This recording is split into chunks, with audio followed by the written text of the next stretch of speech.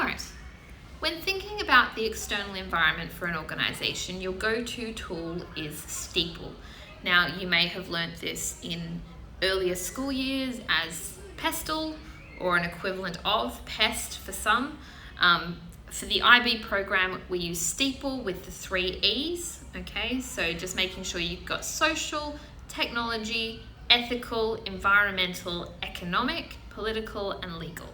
Now, when you're conducting a Steeple analysis, if the goal is to conduct a full Steeple analysis, so you're answering a 10-mark essay question, for example, or the 20-marker in paper 1 on the case study, that Steeple analysis does not have to include all Steeple elements, because at any given time, not all 7 elements will affect your business, okay? Society won't necessarily be changing at the same time as the political environment and the technological environment. So it's important to be selective. What are the areas of the external environment that are affecting your business at the point that you're conducting the analysis? So step 1 for any Steeple analysis is actually to select which of the Steeple elements are going to have significant effect and therefore are going to be the dominant base of your discussion.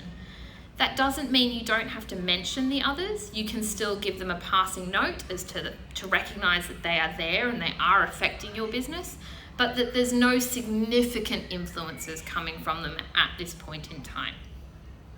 Having selected the Steeple components that you're going to focus on, you now need to look at what exactly in those environments is having an effect on your business. A common error that students make, particularly with external elements like technology, is they start talking about what the business is doing rather than what the external environment is doing. So always start with what's my external change? How is that having an impact on my business? And that's the way your paragraph should flow as well. The point of the paragraph should be, this is the external change, this is what it's doing to my business, here is an example. And then that effect can be good or it can be bad. So if you're breaking down that paragraph structure, what's happening outside? How is it affecting inside? Is it good? Is it bad? And then is it significant or is it insignificant? And that's something to really think about. We tend to think if it's happening and it's affecting us, it's important. But it might not be. It might be quite a small issue relative to other changes happening within your organization. So really taking a moment to give us those 4 layers of discussion within that point is really, really important.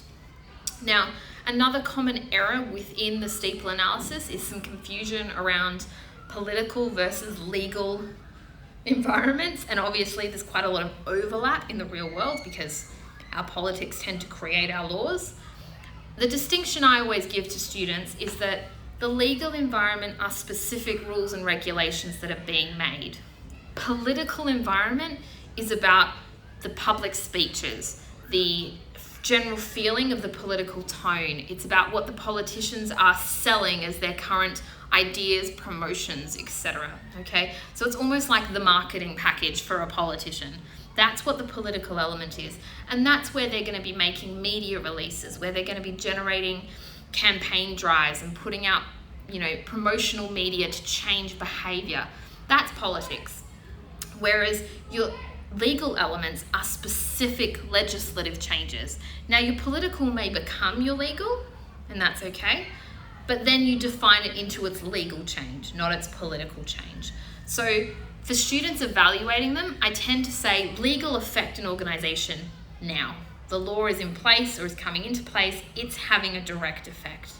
Political, on the other hand, creates opportunities and threats. So connecting it to that SWOT analysis idea, that political environment may affect you. It won't definitely. It's very rarely targeted enough that it's going to affect you right this second, and it's not active enough to affect you right this second. It's not a law stopping you from operating or adding to your tax bill, but it's something that could tell you that that might happen in the future. So a government is coming in with a political campaign to make the country healthy, and you're a McDonald's. You want to start thinking about how that campaign might lead to future regulations, future laws, changes, future government advertising that says, everybody ignore McDonald's and eat salad. So political elements affecting in the future potentially, legal elements more immediate change right now. So aside from technology and those two, I suppose the other area where students kind of get confused is where to put culture. And it goes in social. So it's the S in your Steeple analysis. So any cultural factors, remembering that Steeple is about evaluating the external environment and its influence. So cultural current and cultural changes go into that social element, but so do things like social trends, the turnover rate of interest in particular products. So an example of that would be, 30 years ago, people bought a washing machine and kept it for 20 years. Now you buy a washing machine and you're lucky if you keep it for 5. So that rate of turnover is more of a social shift. And so each of these elements comes into play. Now, Steeple's where you have to be most specific about your case study, okay? There are no generic, I suppose, influences from the external environment. So focusing on what does your case study have and what's around your case study, and being as specific as possible relative to that case when you're doing that analysis. Remembering it can be positive and negative, and concluding the overall effect on your business. What does this picture mean long term? And that then is a Steeple analysis.